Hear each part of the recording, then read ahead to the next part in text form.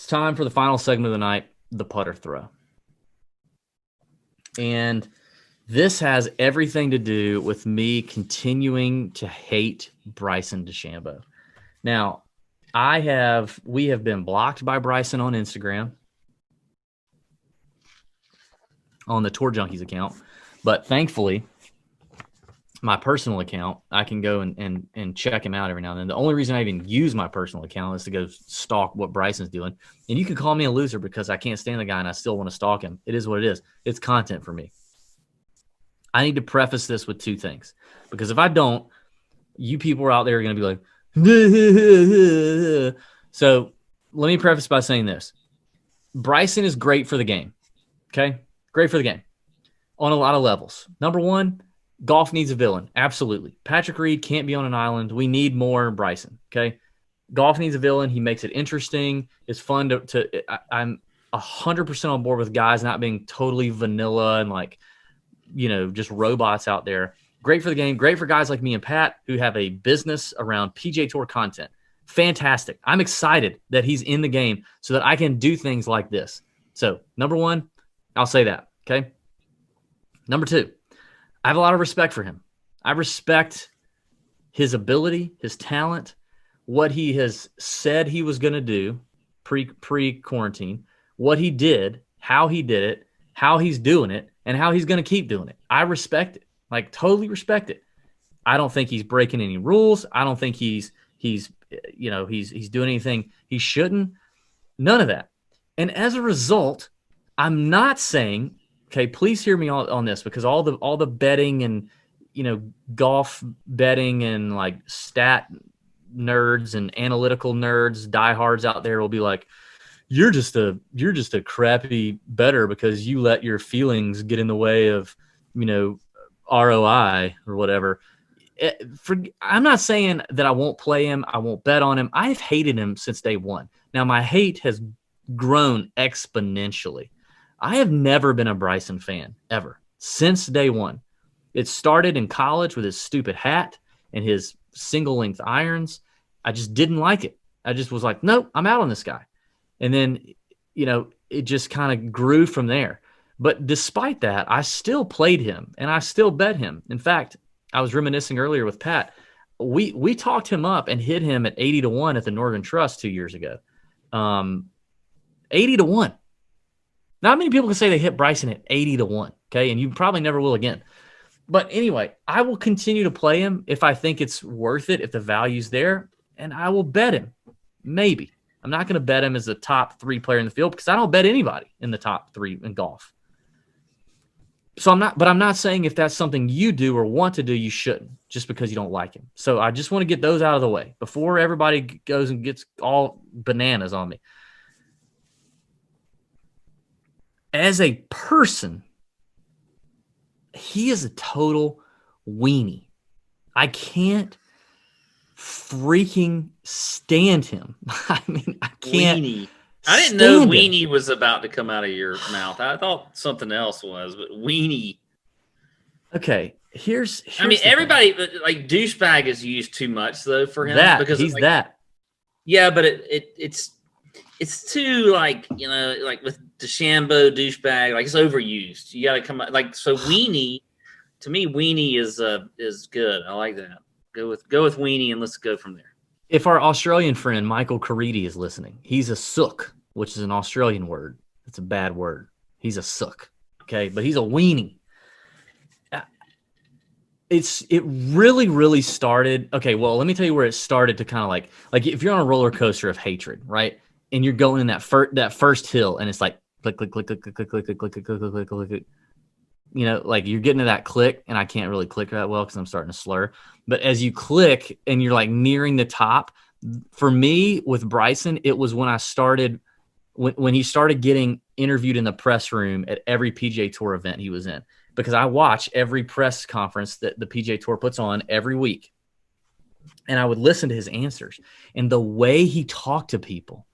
The way he talked to the press, the way he talked about and around tour players and about how smart he was compared to everybody else and how he had figured this out and blah, blah. And I don't care if it's all true, but just the arrogance and pompous attitude that he has and the way he comes off, it started like that. That was me. I'm like clicking towards Bryson hatred. You guys see how Pat's just completely checked out right now. Well, because I've already heard this before. Then it kind of came. It got further. It got further legs when a couple people that we know close to the tour, a couple people we know that have done things with Bryson behind the scenes. And I'm not saying that everybody that says something is telling the truth, okay?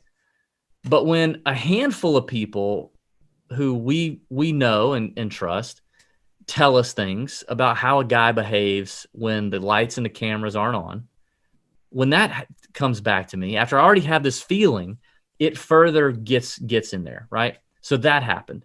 Now I'm starting to I'm like getting to the top of the roller coaster of Bryson hatred, and I'm about to go full bore down. The moment for me where I went full bore, this guy's a weenie, is the quarantine 14-minute IGTV video that he had produced that I will never get back from my life. But at the same time, I wanted to watch it because I just sit there and go, what a freaking butt muncher. I can't stand this guy. The video, if you didn't see it, was, and I'm not going to get into it, fully documented his quest for bulk and his protein shakes and his weightlifting and what he did during quarantine, and shots of him driving in his car. And it was the most. You had to stop yourself from saying a word you didn't want to say right there. I don't want to get canceled. It was the worst. Okay. It was the teetotal worst video. And I'm thinking, this guy has no self-awareness, no, just none.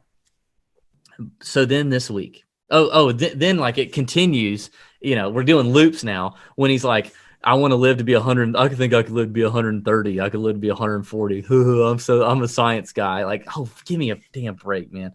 Like it was all that mess.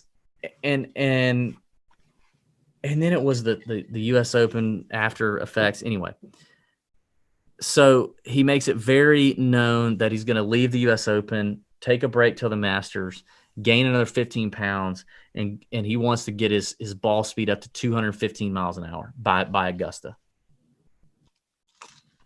Well, this week, let me switch to my personal account because I can't. He's going to block us. This week on Instagram, if you have not seen this, you cannot tell me that you don't think this is lame. And that is, he posts this video of him hopping off a private jet. It's got Kings of Leon from like 10 years ago playing.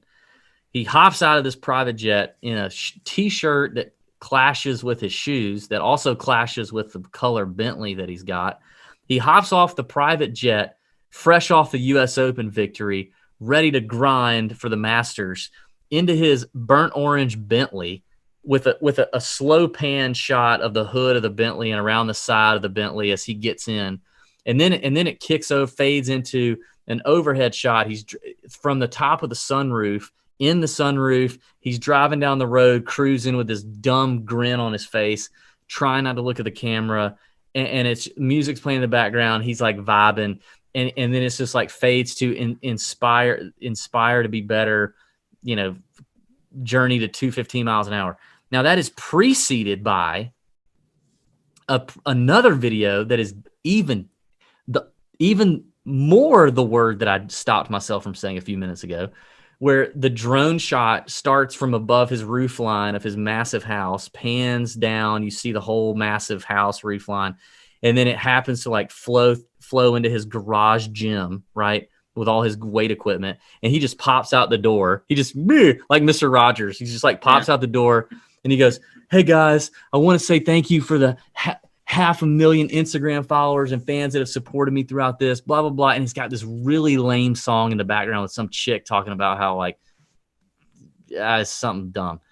And it's like, then it cuts away. This is the worst part. It cuts away and he jumps on the machine and I thought he was going to do. I thought he was about to do the number one most homoerotic. Not that there's anything wrong with that, but I thought he was about to do the number one most homoerotic machine in all of gym machine hood, and that is the yes no machine. Well, yeah, yes no machine. The yes no machine. I've where never you open heard and it close. called that. Yeah. It's the yes no machine. But he does. I thought he was gonna pound down some reps on the yes no machine, but no, he went for the ab spinning, the spinning one, the rotating one, as the drone pans out from the garage. And these two videos are so freaking annoying. I want to throw my phone at this guy. I am so sick of him. I am so sick. He literally has a neighbor who's like is good at video stuff, following his ass around all the time, videoing this stuff and editing it and then putting it together. And then he posts it. It is the worst. I can't. Look, now I don't have the same time, I really want you to do a spoof of it. I really want you to. I know you want me to, but it'll be funnier if you do. If I do, people will just be like, "Oh, DB, here he is hating on Bryson again. He's just jealous." I'm not jealous. I would rather be me right now. Let me just say that. I would rather be me than Bryson. I don't care how much money he has. I don't care how good he is at golf. I don't care. I would rather have my life than Bryson's life right now.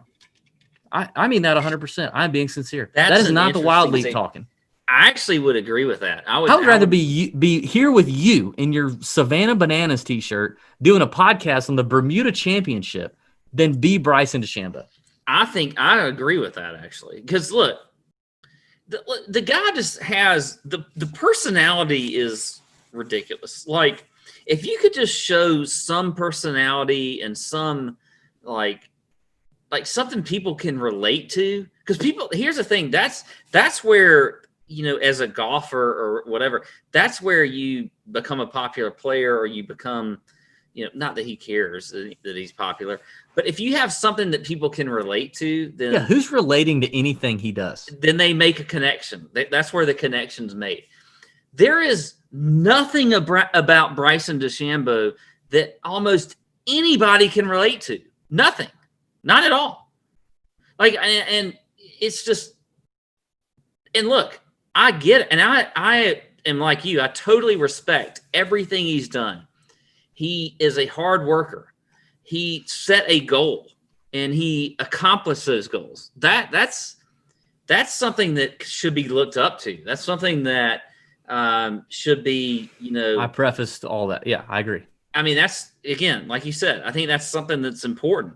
But he just has nothing that anybody can relate to. Not even one thing has he like, I've been like, man, I actually like that about Bryson. Like, you never think that. You don't even think that. But by the way, I think I could do a pretty good video. Like, you could pan in, like, I could get God. If somebody could do something, they would pan in like the anybody listening in the Savannah area that can fly a drone, like, knows what like they're doing. The drone could pan into my garage that has shit everywhere. But I do have like a little section which during COVID I created a little home gym, but it's like terrible. But like you could like go in and to the home gym, and I'm like running on my treadmill, and then right beside it is my weight bench with my like little shitty weights. Like, you could do all of that. Like, that would be so freaking funny. I would pay for a yes no machine. I would go on Craigslist or eBay and buy a yes no machine if you would do it. I would buy it. I would buy it. I would do it, but I mean, again, I would go to a Planet Fitness that lost its deal because of COVID or something, and like say, "Can I buy that yes no machine off you?" Near my office, but they're still like operating, and I am not going in there with COVID and all that. No, I'm not risking that. Ah, God, I can't stand the guy so much. I just can't. And you know what? I feel like there's so much talk about him with Augusta National and dominating the place and all that kind of stuff that it could be one of the more colossal failures of a guy in a tournament than we've ever seen because his ownership is going to be so ridiculously high at the Masters that he could, like, all things could go wrong for him that week. All right. You just never know. I got a text from a friend of ours, who's a member at Augusta Country Club. As you know, growing up at Augusta Country Club, there are a lot of members that are members at Augusta Country Club and the Augusta National. I do know that. He texted me yesterday and says, a friend just texted me this. So this is coming from way down. Who knows? Hit some balls this afternoon and overheard member's name, who's a member at both, talking about DeChambeau playing Augusta last week. Evidently, he cleared the bunkers on number 2, which, that's easy. Drove the green on 3, also easy. Cleared the bunkers on 5. Drove it onto 14 fairway successfully from 13 tee, and cleared the bunkers. So went over the bunkers on 18 to approach 18.